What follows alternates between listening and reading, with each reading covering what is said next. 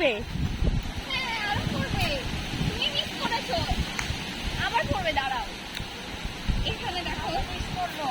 আসলে তাই কতগুলো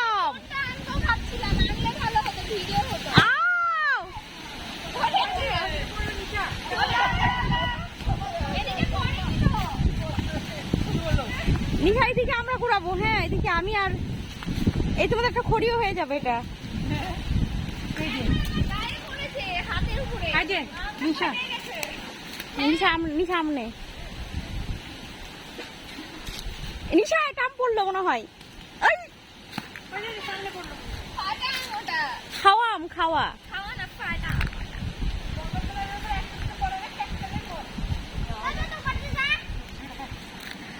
কি সুন্দর ঝড় ওরে বাপরে। আর তোমরা সবাই গেট লাগাই দিয়েছো আর আমি আসতে পারছি না, সব দিকে লাগানো।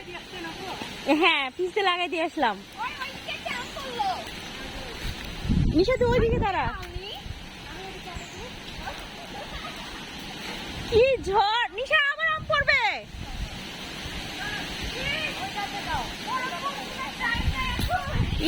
এখানে হ্যাঁ হ্যাঁ এখানে আম পড়ছে। তুমি কতগুলো আম পেয়েছো? অনেকগুলো বাসায় রেখে এসেছো। বাবা তুমি তো বস্তা নিয়ে চলে এসেছো আম কুড়াতে।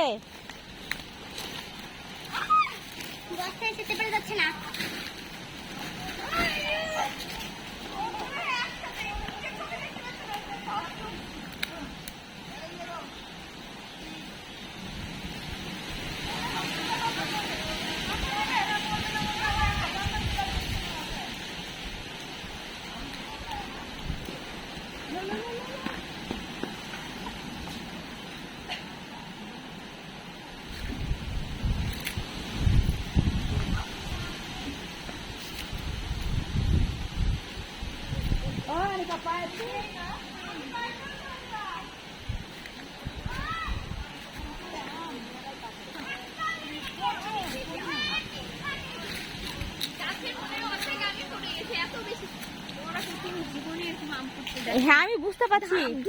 একসাথে 5-6টা করে ওই মেয়েটাই তো আমি যখন আসতাম না তখনই তো মনে করো 10-12টা আম পুরো কুড়াই নিল। তখন আরো বেশি ঝড়, মানে এত ঝড় উঠে গেছে তুফান একেবারে। আমি ভয়ই লাগছিল যে ডাল মাছ যদি ভাঙে টাঙে পড়ে, আমি ভয় পাচ্ছিলাম।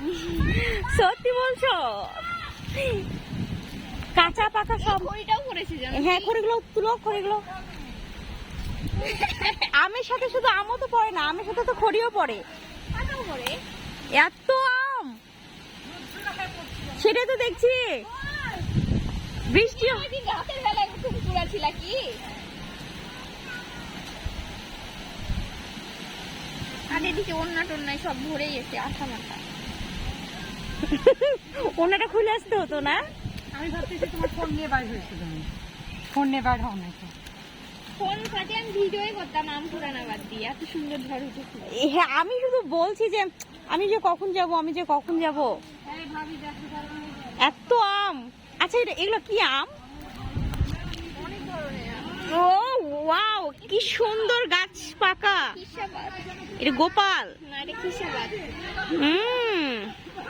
ঝাঁকা নিয়ে আসতে হবে, ঝাঁকাতে তুলতে হবে। ওই যে কেন ঝালু না